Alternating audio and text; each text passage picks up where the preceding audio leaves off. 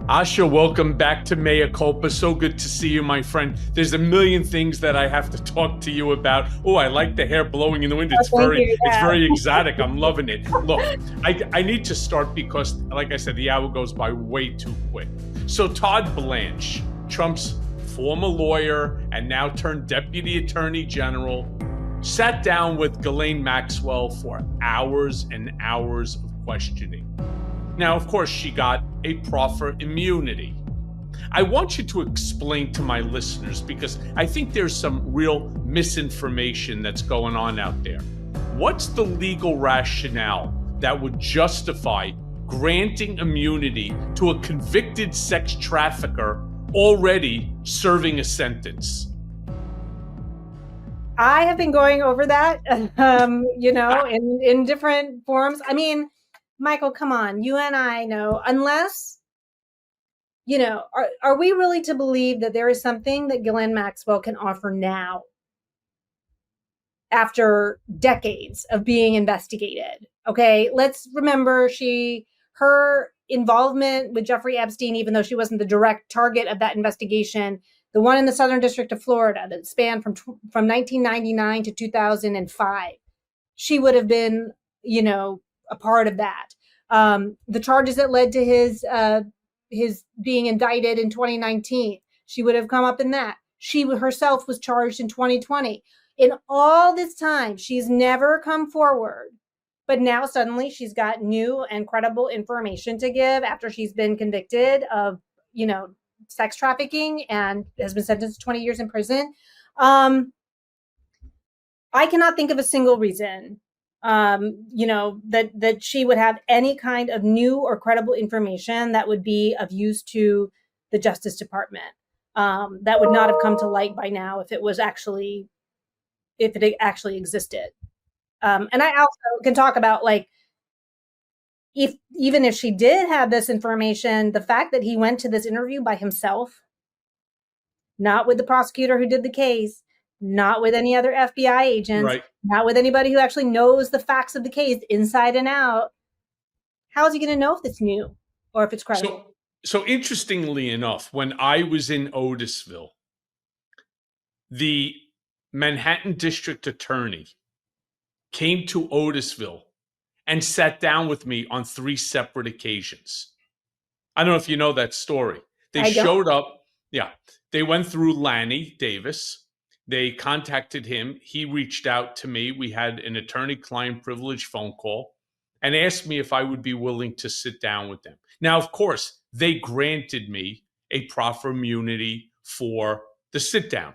There was no way in the world I was going to sit down with these animals, right? Especially while I'm wearing green and they're wearing suits without a proffer immunity, meaning whatever we discuss, if they happen to disagree or it happens to be wrong, I certainly didn't need new charges coming against me. Here's the thing. One, what Todd Blanche, while completely unusual, one, it's not illegal. But here's the thing that kind of weirded me out, because I agree with you. Why would she not have made a deal to provide any information on somebody bigger than her to the FBI, to law enforcement, to the prosecutors, who are always looking to step it up in order to get a reduced sentence? 20 years is a long freaking time. Let me be clear. All right. It's a really long time. But now she says that they discussed 100 different people. Here's the thing, though. One of the crazy things is when I was meeting again with these prosecutors from the Manhattan DA's office, every single thing that I told them where to find corroborating documentary evidence or corroborating testimony. I know the case in and out. So I was able to guide them into what they needed to do, where they needed to look in terms of the file. Well, they did that, which is what was the reason they came back a second and a third time. When I was ultimately released, why they called me again and asked me if I would come down and meet. You think that any of the 100 names that she allegedly spoke to Todd Blanche about, that there is some form of evidence, documentary evidence inside this file that, of course, nobody has had a chance to see yet?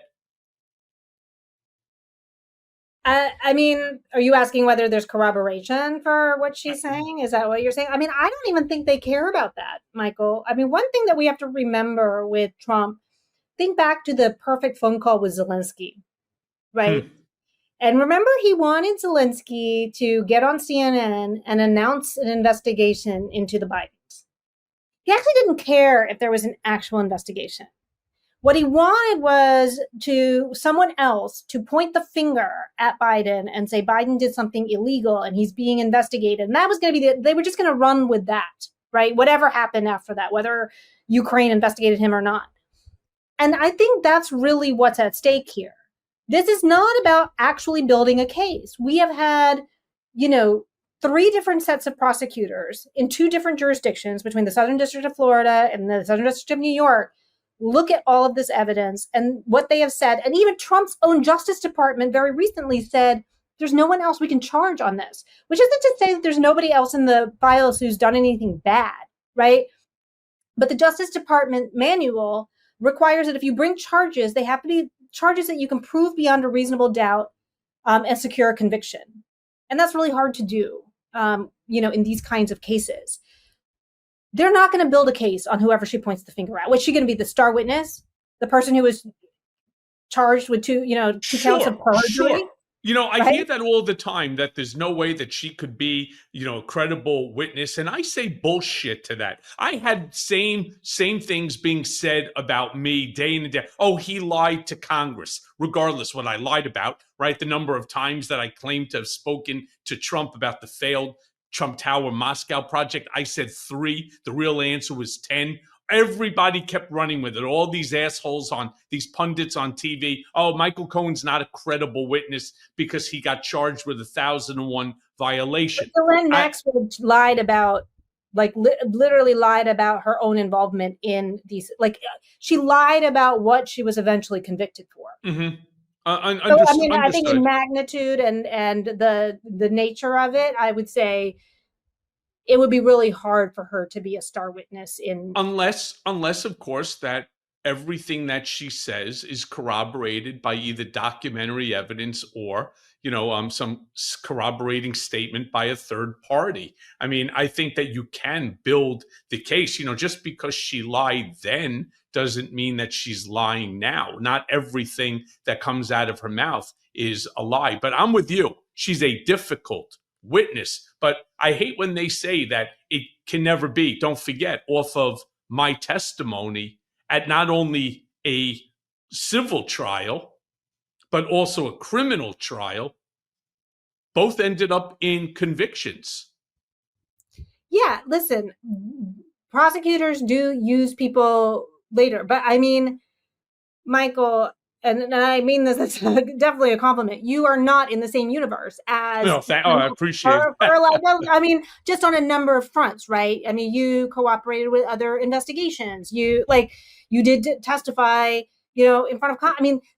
7 times. Right. So Ghislaine Maxwell, I would just say, is, in terms of the depravity of her actions, what she's lied about, her own participation and culpability in the victimization of these women, in my opinion, would not be the person that I, as a prosecutor, would be like, here's who we want to hang our hat on. And there may be corroboration, but I guess my question to you, Michael, is why isn't Todd Blanche talking to the victims? So I'm so glad you asked me. So smart, Asha. That's why I asked you to come on, right? Because you're right. Todd Blanche is not some junior prosecutor, right? I mean, we're talking about right now the guy who is the second highest law enforcement officer in the country, sitting there in the room with Ghislaine. I want to ask you, first and foremost, how unusual is it for a deputy attorney general to actually personally conduct an in-prison proffer session like this? I mean, have you ever heard of it before? I have not. I mean, did Rod Rosenstein come and talk to you when you were in prison? No. No, No, this I is would have not. asked him to mean, buy. and I would have listen, asked him to buy me a, what do you call it, an ice the cream and a deputy, soda. the deputy attorney general is the number two, right? Like they are there to oversee all of the U.S. attorneys' offices. Yes, the Epstein case is huge, but it's not something that the deputy attorney general would be in the weeds on, right? Like they're dealing with policy stuff, they're dealing with strategic priorities, they're dealing with managing the different offices across the country. So it's unusual because why would he suddenly be the one on this case? The person that would be appropriate to conduct this interview, if one was necessary at all, is a prosecutor who prosecuted the case, who is Maureen Comey.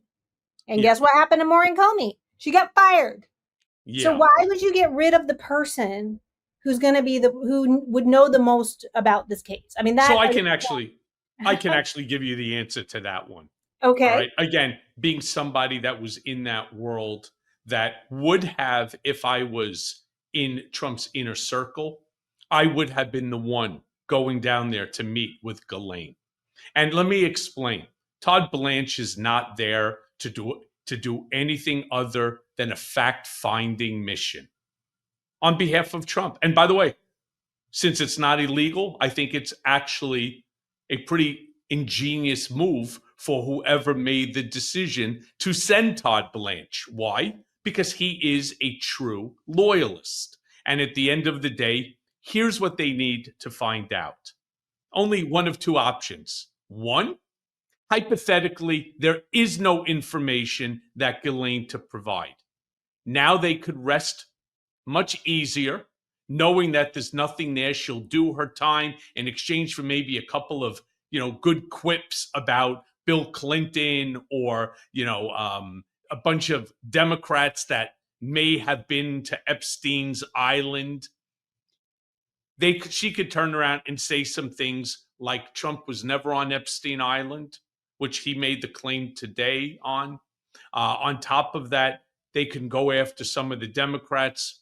They'll declare this a giant win. Or the second option, that there actually is something there. Now they know how and what they need to do to control the flow of that information. So that's really what this was. And Todd Blanche was, as far as I'm concerned, as a loyalist of Trump, the right guy to send there. Sending somebody like a Maureen Comey, you're basically looking at, another whistleblower scenario where she comes back with a report that is not favorable to Trump or maybe some of his allies. Absolutely, because her client would have been the people of the United States. Right. I mean, I did this whole great Substack on it where I broke it down. But let me ask you this, because Blanche actually wasn't over one day. This was a 2-day meeting, right? I mean, it's a lot on the government's clock. You think this is about getting facts from Maxwell, or, as I said, controlling the Epstein narrative before, I don't know, maybe this spirals out of control? Oh, I think it's definitely about controlling the narrative, because I don't know. I mean, I guess to kind of your earlier point about, either she knows something or she does it. I wouldn't trust her farther than I could kick her. If she's like, oh yeah, I don't know anything. Like, I'd be like, girl, I don't trust you. I mean, so it's very clear that she wants something. Right. You think? And I think the fact that he went means that she does know something and that she has power, which is why they have to go and offer something. And the question is, what are they going to be willing to hand her to not say what she knows? I don't think this is a question that she doesn't know something, or are they going to be able to strike some deal? They offer something and then she points the fingers at everybody other than Trump, kind of. But there was no fact-finding mission. This was a deal-making mission. And I'm just curious how far Trump is going to make. But my other question, Michael, I've just been turning this around in my head. What could possibly be so damaging to Trump at this point. This man could do anything. He Yeah, can this literally do one, yeah, anything. I'm Like, not. this is what You I know don't what? get. I just like he could be like, yeah, I'm in the files, of course. Like I was, this man was my friend until I kicked him to the curb. So I'm in the Well, by the files. way, Like, we know. Yeah, we know this. So like, we why is he acting so weird? What is he okay. afraid of? So we know for a fact that he's in the file. Right. And it could be as, and I believe it to be this, as innocuous as Trump's name appearing in Jeffrey Epstein's Black Book. And we've all seen the Black Book already. It's not like you can go online, you could download, I have it, the copy of Jeffrey Epstein's Black Book. Somehow it surfaced many years ago, and Donald's name is in it. So are many, many people, many celebrities, many high powered people. Okay, let me turn around and say it doesn't mean anything. I found it interesting that Trump declared that he was actually never on Epstein's island. What I also was a little bit turned off by is the language that he used. I was never honored to Privilege. be on Epstein, or privileged to Mhm. be on Epstein's island. I'm not really sure I would call that a privilege, but he certainly made the right move by not being there.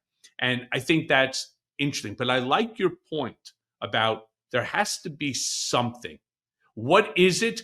He could actually shoot somebody and Yes. get less pushback than this. This is something that has enraged everybody, because whether you're MAGA or whether you are far left, you have the two polar opposites. You're talking about pedophilia here. And most of these people either have children, have nieces, nephews, or whatever.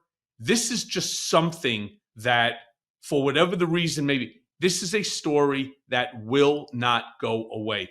By the way, I want to ask you this too, because in my Substack, I come up with this sort of theory. If there is actually something there and Trump issues a pardon, there will be conditions to that pardon. First and foremost, she has to leave the country. All right. And they'll probably send her to a place that has no extradition, but wouldn't matter because she got a pardon anyway. But they'll put her up in an area. There's plenty of money in this group to shut her up. They will give her a pardon. She has to leave the country and sign some sort of a Frankenstein NDA that she cannot write a book. She can't work with documentaries. She can't even talk about this. Otherwise, the pardon disappears. Right? There'll be conditions on it. I'm telling you, you will never see that. That's not a You thing. will Is never see conditional that. pardon a thing? I don't know. I don't think a It's pardon can be conditional.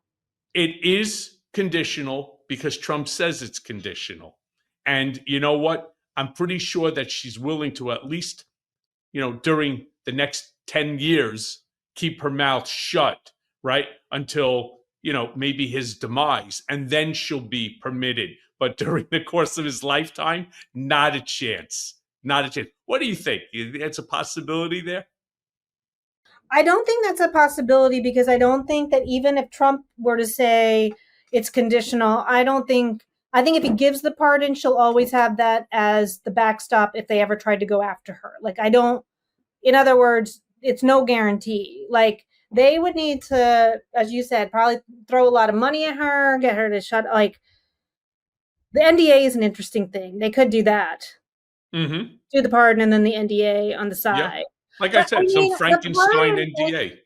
So you think the pardon would fly with his base? They are probably right now trying to figure out what's a good angle, a good spin tactic on this. Because I know I've been in, not nowhere near this sort of perversion and so on, but I remember we would have sit down sessions where we would actually discuss the way that we were going to spin something, including the grabber by the pussy comment. I mean, this was not something that just popped right up. There were many, many concepts and ideas floated around the table, right? It was actually Melania who came up with the one, it's just locker room talk, right? And he was like, that's all that it was, hun. It was just locker room talk. We were just two guys bullshitting, being stupid. So you're saying that they are right now actively operating as the deep state that they always criticize? You think? on how to keep information from coming out. You know, you think? Yeah, after they've been feeding all this information. I mean, they could also try to get her sentence reduced. I mean, she could do some kabuki dance where she gives information that they reveal or they don't reveal or not, but they could, or they don't reveal it and they say now we're investigating it, and then they go in. Oh, no. Let me stop you right there, my love. All right, no chance. Ash, let me be very clear. If they do this and they make this move, and I'm talking about either a commutation or a pardon, there has to be rest names. assured there will be something.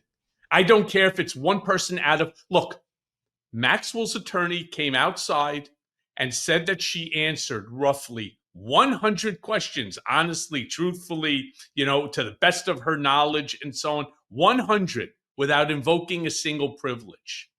If one of those questions, 100 names, and it's like, what can you tell me about this person? What can you tell me about this person? And if that person is a Democrat, and then all of a sudden they're going to be able to do it, rest assured, Trump will use that one issue. So instead of the denominator being 100, the denominator will be just one, and the numerator is the individual that makes up the denominator. Therefore, I was 100% correct. That's the angle that they're floating here. And it's a strategy. Watch. I've made many predictions. I am 100% certain. All right. If there's any action for a commutation or a pardon, rest assured somebody is getting called out. I agree with you. If they're gonna give her anything, they're gonna have to throw some red meat out there. I think the pardon would be very risky for him. And I'm still wanting to know what he's so worried about. What could possibly? By the way, there's only one way to find that out, right, Ash? The only way is to release the entire file unredacted except for the names of the victims. Now, by the way, the crazy thing is they keep saying, we need to protect the victims. We need to protect the victims. There's like 100 victims out there. I think it could be even more in terms of almost 1,000. Yeah. Okay, let's say it's 1,000. I don't know what the exact number is, but let's just use yours. Hypothetically, it's 1,000 young women. Children at the time, now they're all in their mid to late 40s or maybe a little older than that, right? Because they were like 16 and this happened in 1990, give or take. So you're talking about somewhere in their mid to late 40s and early 50s. The point is, many of those names have already been released. Many of those victims have come forward, and many of them, at this point in time, have already had to deal with the consequences of what transpired. I mean, I've seen several on television already. Mm-hmm. These folks don't care if their name is redacted or not. Well, their names could be in context or situations that they may not want. In other words, they lose control over the narrative, over the stories that they have chosen to share. But I think, to your point, there is a methodical way of going through and making sure that victims' names are redacted.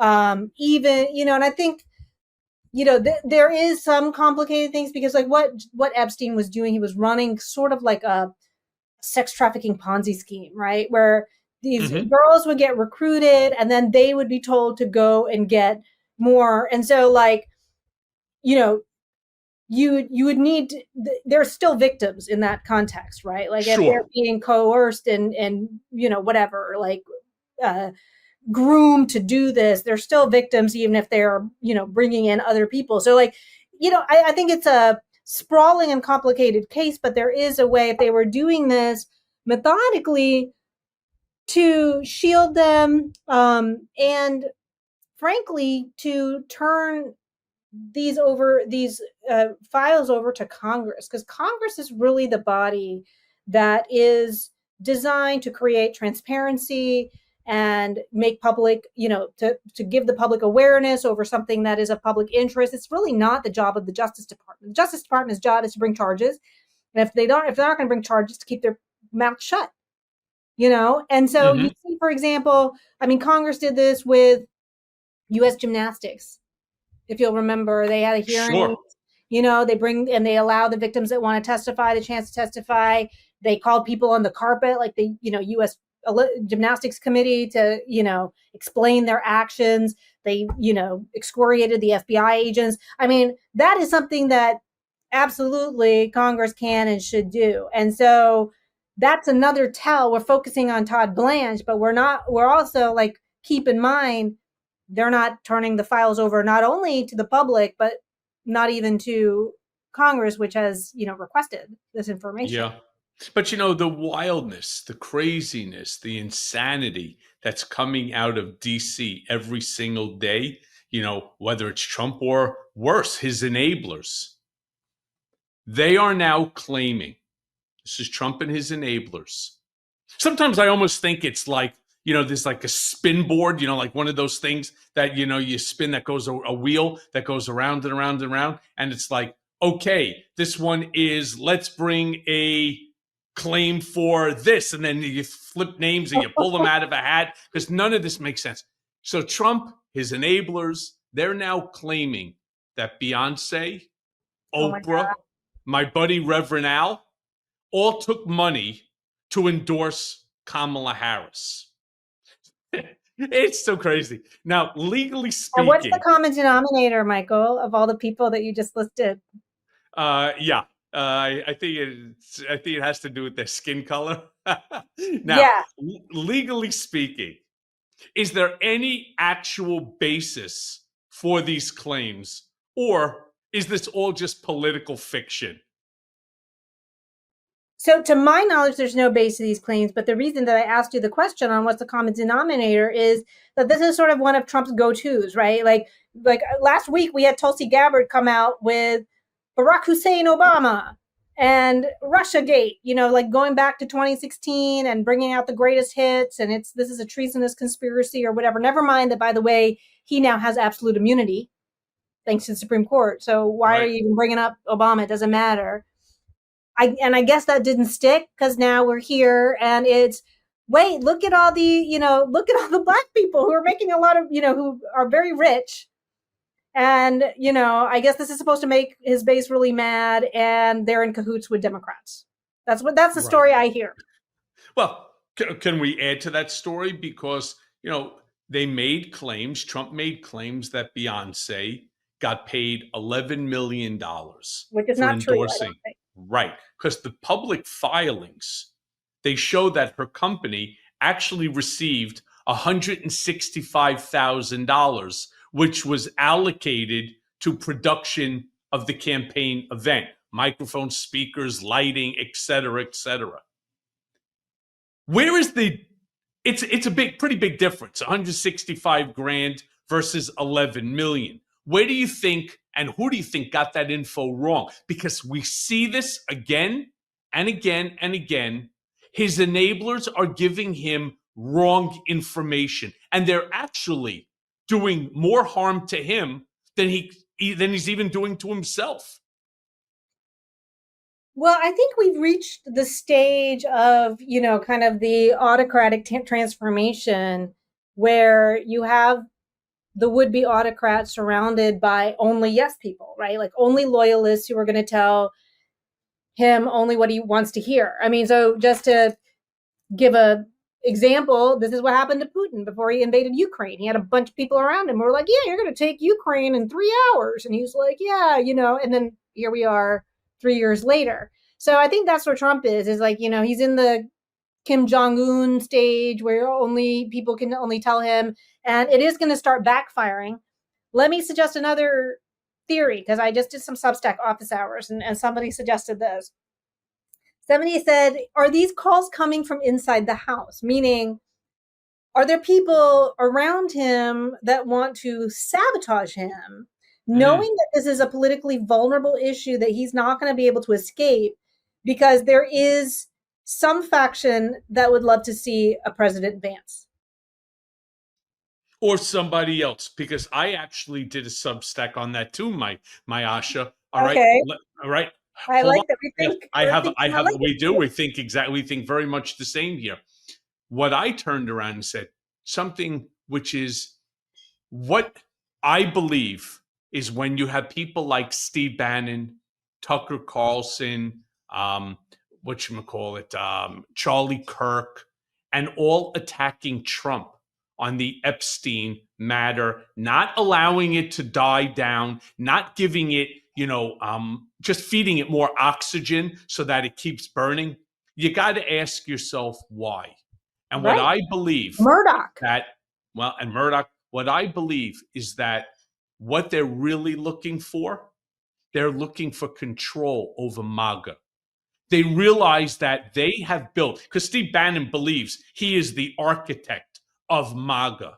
And Steve Bannon, and he believes that he's more qualified to be president. He said so himself many times, that he's more qualified to be president than Trump. And so if you can take over the base, that is a major power, because Trump technically won, the nomination based upon that. They don't want Trump to be the individual, the power broker for whoever might be the next president nominee. They don't want Donald Trump to have that power. If they can take it and become the power themselves, and I believe that Charlie Kirk wants it, I believe Steve Bannon wants it, I believe Tucker Carlson wants it, and that this is all internal by them within which to create this sort of chaos that beats Trump down once and for all. I like this theory, but you're not suggesting that Bannon wants to be president. He's a slob. Oh, I most certainly am. That he wants to either. Slob. No, he'd have to wear a suit and shave and shower. Yeah, well, those are three requirements. I do believe that he sees himself, and I write about it, that he's already redecorating the curtains in the Oval Office in his imagination. I believe Tucker Carlson sees himself, and if he's not going to be the president, JD Vance wants to be president more than anything in the world. Except he is wildly unpopular, even with his own base. Believe it or not. How would he not be? Like if they were to Brutus Trump by impeaching him, 25th Amendment, something like that.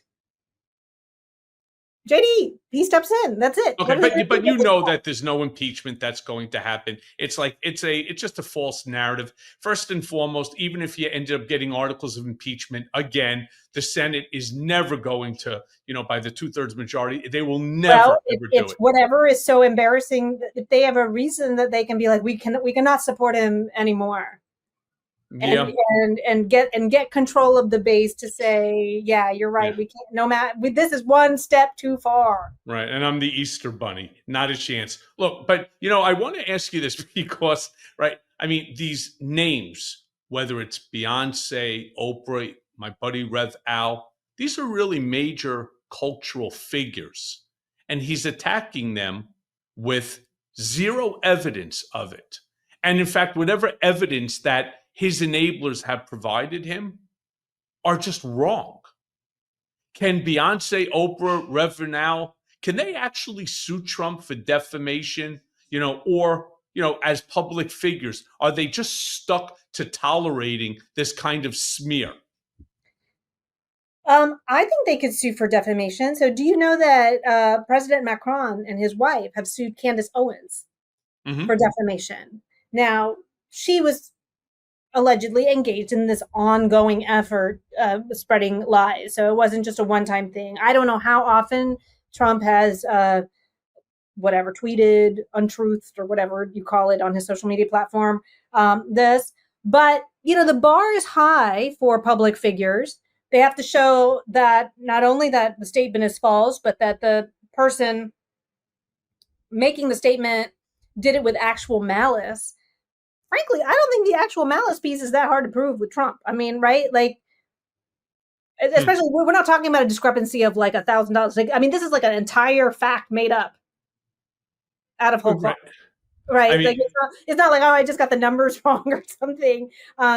He's alleging criminal wrongdoing, right? Which is a yep. reputational harm. So and he's in a position of all people being the president of the United States and the head of law enforcement for the entire country to actually have the information at his disposal to be able to know whether what he's saying is true or not. So I think they could. The question is, their calculation is probably, and I think this is what everybody's like deciding when they come into President Trump's crosshairs, which is, do we just let this, do we hope this passes, that the eye of Sauron will then come to rest on somebody else and he'll move on when this doesn't stick?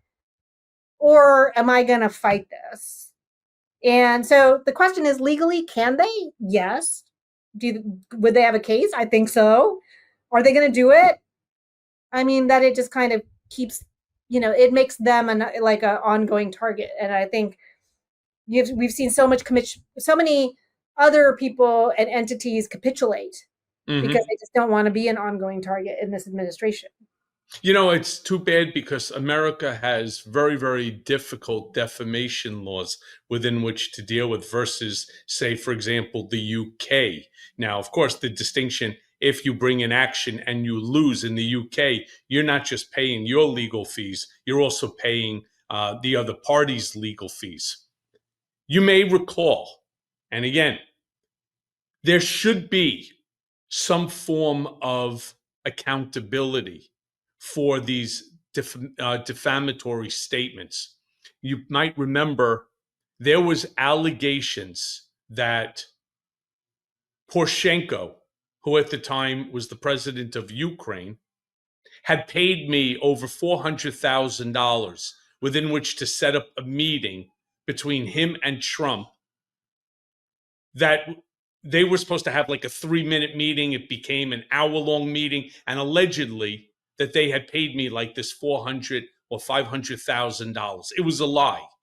Well, they called up Poroshenko's office, the Ukrainian, the Ukrainian capital, and the statement out of Ukraine was that this is a complete and total lie. We've never met Michael Cohen. We've never spoken to him. We certainly have never paid him, but they published it anyway. Well, they were willing to do a retraction, but not before Poroshenko brought in action in the UK. And he was successful. And he won several £100,000 as against them. Now, how much money did they make off of the story?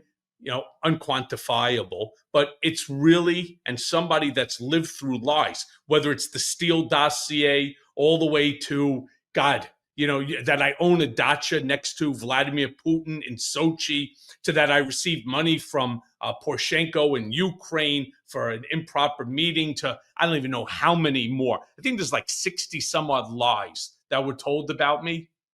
I understand what Beyonce, what Oprah, what Rev Al are going through. It is really terrible because once that lie is out there is a segment of stupid people in this country that no matter how you try to give them the facts, God himself could come down from the heaven and turn around and say, it's not true. Beyonce didn't get $11 million.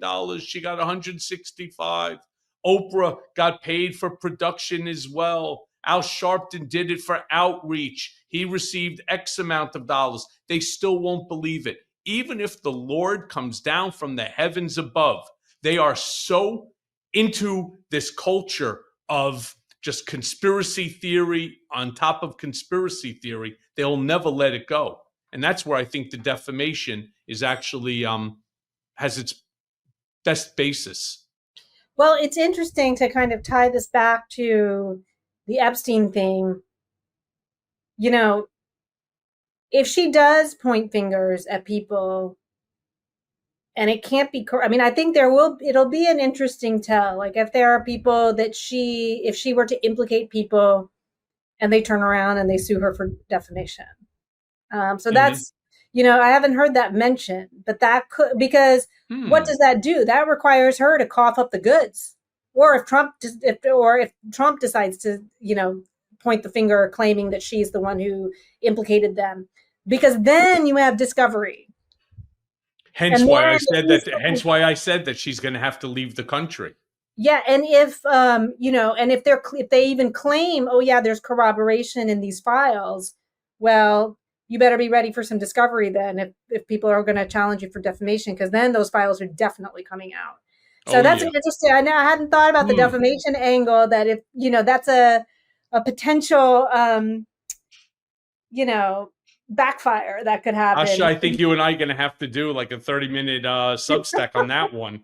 Totally. There's no doubt in my mind. Hey, let me ask this, because, one of the biggest problems, and again, I felt this personally, given the size of Trump's audience, as well as his past incitements, these sort of comments against people like Beyonce, Oprah, right, Reval, myself, others, they're not harmless. All right. And anybody that thinks that this is just a statement, this really incites people. What point do you think that these false political claims cross the legal line into incitement or targeted harassment? I mean, it's hard because his megaphone is so huge, big, and there's sort of this implicit, I mean, we saw this play out with January 6th, that I think when he names someone, he knows they're going to get death threats. He doesn't have to necessarily say, go after this person. You know what I mean? In other words, he creates the story, or he even just names them and makes them. I mean, I thought the immediate same thing. I'm like, Beyonce's like out there like living her life. You know what I'm saying? Like she's like, oh yeah. Like what did she do? And now all of a sudden, I'm sure, I think what you're saying is absolutely true. Like this woman now, I mean, she's a celebrity. She probably deals with her share of threats as it is. But this is a whole other layer of people who are very angry and who've been convinced that, the world, that, the country is being invaded and taken over by migrants and immigrants and DEI and like everything. So anybody who gets called out is a target by definition. They're also very dangerous. All right. We saw that with the Minnesota lawmaker, when all you need is one. Meanwhile, Trump, and I can tell you that this whole administration, I'll tell you what they're very nervous about: 2026 midterm elections. There's a very thin majority in the House. There's a very thin majority in the Senate too. So what are they doing? They have decided that the way to resolve this, to make sure that they do not lose the majority in either the House or the Senate, they started to redraw the congressional maps, right? Mid-decade, without a new census. Again, and that this is specifically Texas as an example. So I want to ask you, is this even constitutional, or are they just once again testing the limits of what they can actually get away with? So full disclosure, I have not researched this issue, and I am not a scholar on this, but just statistically, I'm going to say probably it's legal. Right? I mean, the odds are that it's like it's not constitutional and not legal. Yeah. But Asha, the crazy thing that, again, if I was in the inner circle, I would be saying to him, please just don't talk about it. If you're going to do it, don't announce that you're doing it. He not only announced that he's going to do it, but he already knows, as a direct result of AI, because AI is amazing, they could actually draw the map that you can control the greatest number of Republican households in an area, that they will pick up in just the state of Texas alone 5 congressional seats. 5. He came out and he said it. It's interesting that you mentioned that, because I've been thinking about that since the start of his term, because it's not just with this. There's a way in which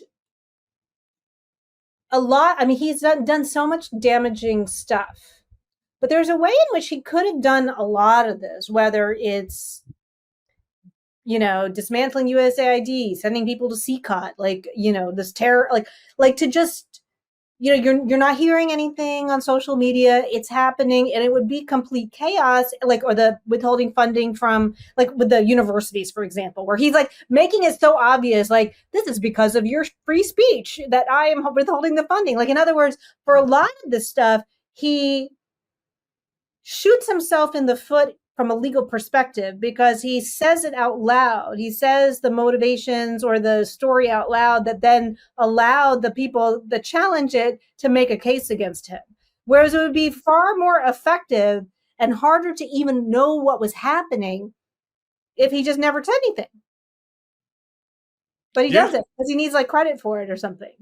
I don't understand it, but the way that they've carved up, for example, this Texas map, basically carves up Black and Latino districts for the sole purpose of securing these GOP seats. Don't you think that there would be a very strong legal case for a Voting Rights Act challenge here? And what do you think would be the hurdles that it would face in today's courts, especially as we have now seen? He just doesn't control the White House. He's not just controlling the Senate. He's not just controlling the House. He's controlling the courts too, from the Supreme Court down to the federal courts, down to the appellate courts. He's actually controlling. And I don't care all these folks coming out and saying, we filed 100 lawsuits against Trump and we're winning. Fuck you. You are not. You're not winning. Well, I think with the Voting Rights Act, especially, right, this is a court that has a lot of antipathy. Is that the right word that I'm thinking of? Yeah.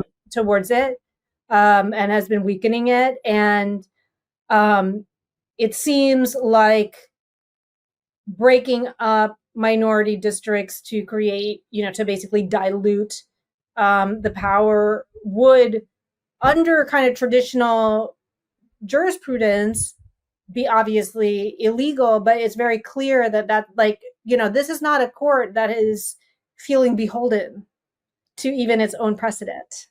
So especially when it comes, like I said, I am not a voting rights scholar. I think there's, so many people you could bring on who could really get in the weeds on this, but I follow it enough and I know the cases that have come down enough to know that he has a very, he knows that when this gets up there, that he's got people on his side. And I guess the only thing I would push back, Michael, is I do think that the lower courts have been doing a pretty good job of pushing back. And even some of his own appointees, in terms of, for example, the, I call them forced disappearances, but whatever, the deportations of migrants and things like that.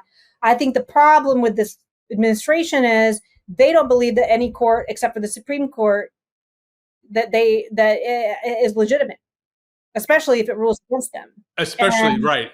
Yeah. So that's the problem. But I feel like it's important to give credit. The problem is that courts can only decide cases that are brought in front of them. They can't make sweeping rules and all this stuff. And, really it's the job of Congress to put a stop to this madness. And you know what makes me laugh the most? My Democratic Party. They make me laugh. It's almost like a stupid laugh. Why?